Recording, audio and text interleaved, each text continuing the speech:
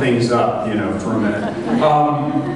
So in your program, Criminal Intent, the Center for Fiction, which I want to thank for asking us to do this, the little blurb says that bestseller lists in America are dominated by crime fiction these days. What's the attraction to murder and mayhem? And so I thought I would ask the group here, what do you think is the attraction of the reader to murder and crime? And I will start with Susan Isaacs right here. Okay. There's relatively little mayhem in my work, but there is a fair amount of murder. My first novel, Compromise of Positions, I killed off, clearly a relative, I killed off a periodontist on the theory of who best deserved to die. And I've been having that pleasure ever since. What I think in the standard whodunit, it's an extremely comforting genre because it shows a world thrown out of balance, out of moral balance, with a murder. A life is taken, and it's all about the quest of finding justice, of finding whodunit, and giving some form of justice, either bringing the perp to to the hangman or something of that equivalent, or simply deciding I'm going to let the perpetrator go. And so it's a very especially in a world gone slightly amok. It's a reassuring small universe in which, even though there are outrages, that somehow either goodness or knowledge will triumph. It's interesting that Susan talks about the comforting world of the crime novel, right? But I think it is in many ways because of that whole thing that at least one tends to expect, I think, in crime novels, that good will prevail. So Persia, what do you think of that? And then what attracts the audience, the readers? Well, I'm not going to speak for anyone else. I was a reader before I became a writer, and I know what kind of mysteries I'm attracted to, what kind of stories in general I'm attracted to. I'm attracted to stories about people who look normal or sane on the outside and have some insane drive on the inside. The evil that lurks within, the banality of evil on the outside. How there could be a murderer sitting in this room right now. We can't read each other's minds. That's right, look at each other. Yeah. Wonder. Or there could be a murderer lurking inside of you under the right circumstances. Susan talks about how, in general, when we are not the perpetrators, we think of murder mysteries as worlds in which, or we think of crimes in which, we think of murder mysteries as controlled environments in which someone's world or some moral code is thrown out of whack and then it's brought back in sync. But if you actually think about it from the perp's point of view, the act of murder or crime, whatever they're committing, is their effort to bring their world into order. And that's not to say that I defend someone who commits a crime against society, but I do like to explore that. For me, that's an important element of a well-written book, and in line with the question that was raised, I do think that's one of the things that brings an okay mystery to a higher level, where at some point someone has to, a little dark voice in us says, well shit, if I had gone through that, I might have done it too. That's my answer. You give her a red flag. Well, I agree with what both Susan and Persia were saying. That I think part of the traditional appeal of mystery is that it allows you the vicarious intensity of going into the world of crime, and then it gives us a way to close that off traditionally in a way that feels safe and satisfying. For me personally, that has not been the attraction of crime fiction at all. It's actually been the music of the writing itself is what really attracted me to it. I remember when I was young, there was a film version of Raymond Chandler's The Long Goodbye that came out, and it was cast with Elliot Gould playing Philip Marlowe, which was an offbeat choice. And it came out, I think, in 73 or 74, and throughout the movie he keeps saying, I don't care, it's fine with me. He affects this kind of indifference to the world, and then you realize, even though he never says it, that he does care. And there's certain things that he does care. And then when I pursued that and picked up Chandler's book, everybody else in 8th grade was reading, J.D. Salinger, and I was reading The Long Goodbye. And there was a sonic quality to it that I loved. And Larry has not quite the exact same style as Raymond Chandler, but I feel comforted by the rhythm of that prose style. It's a very solid American, rhythm that you get from that, and that's what attracts me. And I think maybe unconsciously a lot of other readers to the genre.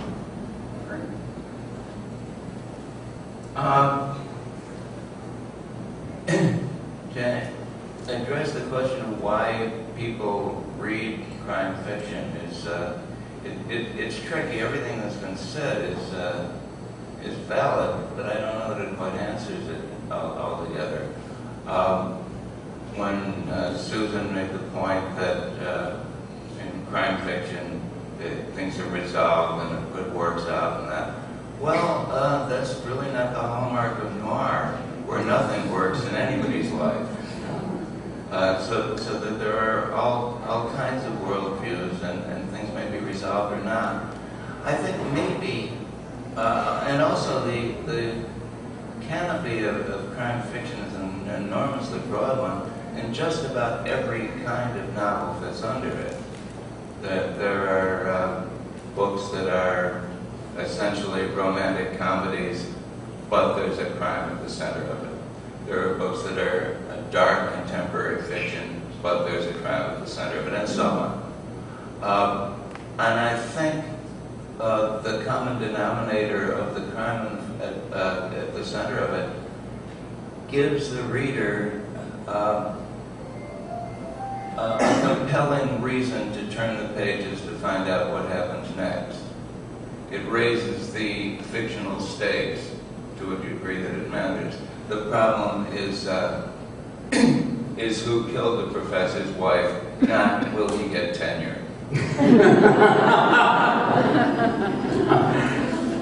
Yeah, I was reminded of, actually when Persia was speaking, of Joan Didion said something along the lines of, which tends to be true, that the majority of murders are committed within the family or by someone you know, and it gave her pause to go to those Christmas and Thanksgiving dinners.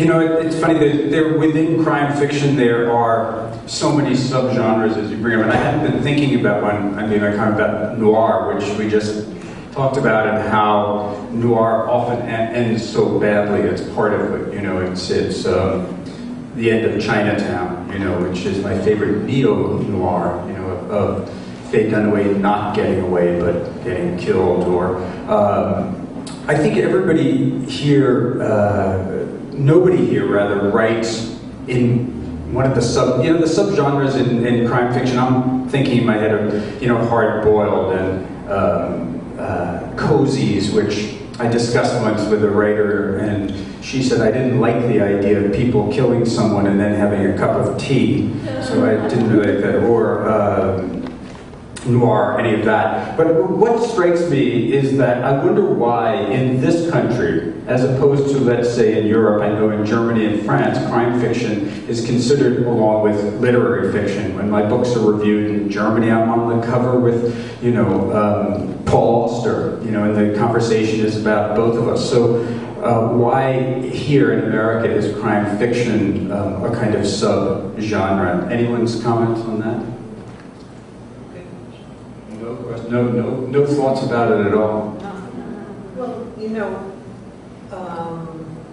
in England, you had some splendid writers, and Peter was talking about, fiction like Chandler, like Larry's, that has a certain sound, but there were a lot of the original Pulp Fiction was not necessarily brilliantly written, and was published in pulp, in magazines, and so it was considered separate. I don't know, and I think certainly we've broadened it. Some of really great American writers going now are writing a lot of mysteries, from Scott Turow, Walter Mosley. I should be able to think of a woman, but it's all right. Yeah. But I think initially there was that breakdown, and that was more for commercial purposes. And then as the appeal of the genre spread out, more and more really first-rate writers got interested, as they certainly did in England, but that was toward the end of the 19th, beginning of the 20th century. Well, there are all these collections now of pulp, that writers who were writing for, a penny a word or something, and now people are looking at them as a kind of art form, as they, and I think many of them are, some of them are not. But were you going to say something, Persia, would you? No, I'm absolutely blank. Really? Okay, so it's a terrible question. No, I actually just... It's interesting, though, often I think it's what the first book was, people put you in a pigeonhole because of that. Because a lot of what is considered literary fiction, I look at these days and think, like, they're using some of the devices from crime fiction. I love Ian McEwan. I think he's a great writer.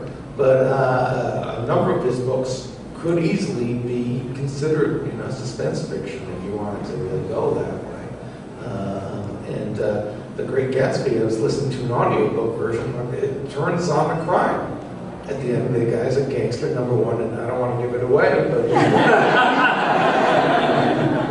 Well, it's true of a lot of books that there's that we all have the mysteries, right? They're all secrets and things that propel books forward. But, what I was thinking about and sort of asking you all is the idea of, which is going to lead me into this other question as to why you chose to write crime fiction initially, or if you just found yourself in that position. I chose to write crime fiction mainly because I grew up watching those 1940s movies.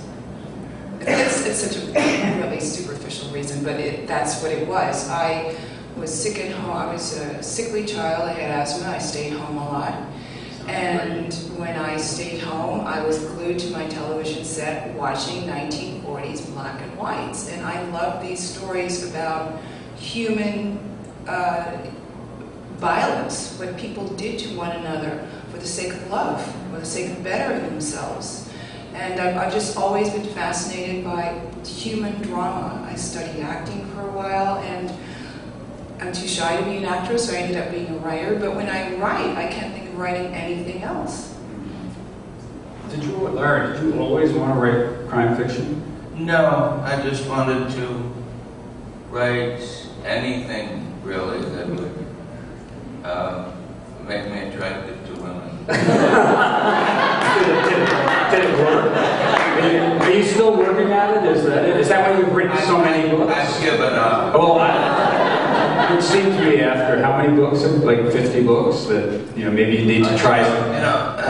Maybe you should try something else. There's certain cultures with numbers that they don't have numbers after a certain figure, like 1, 2, 3, 4, more than 4.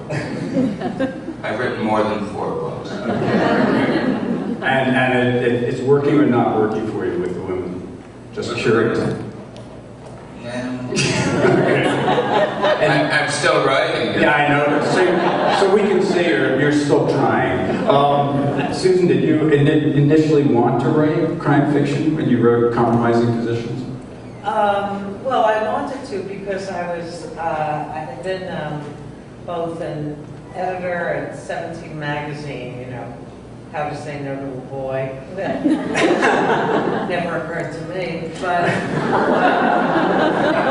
I also had then been a freelance political speechwriter.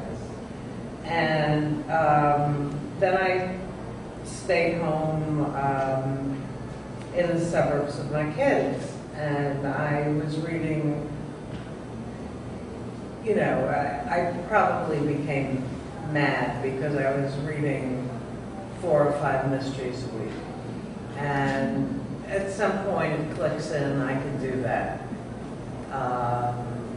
which I had never said about poetry or song lyrics. So it was a sign, and I needed to write. I think there was, you know, a little bit of that self-effacement, you know, who am I to write a real novel? You know, I'm not gaunt and haunted looking like Virginia Woolf or Joyce Carol is. And you know, I'm not glamorous like Jacqueline Suzanne. But you know, at least I could become a kind of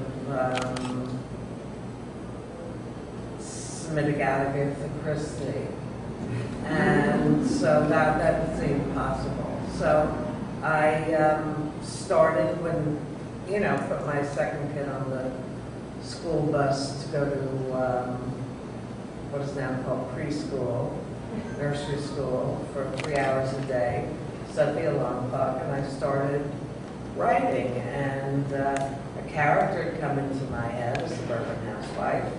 I had the dead Perry Duffus. And it also was that it just seemed like this would be fun, because reading these books was fun. And indeed it was. Now, not all my work has been, you know, fiction. I didn't want to, you know, now I'm almost 35 years down the road of writing, and, you know, I could still be writing like Compromising Position Goes Hawaiian.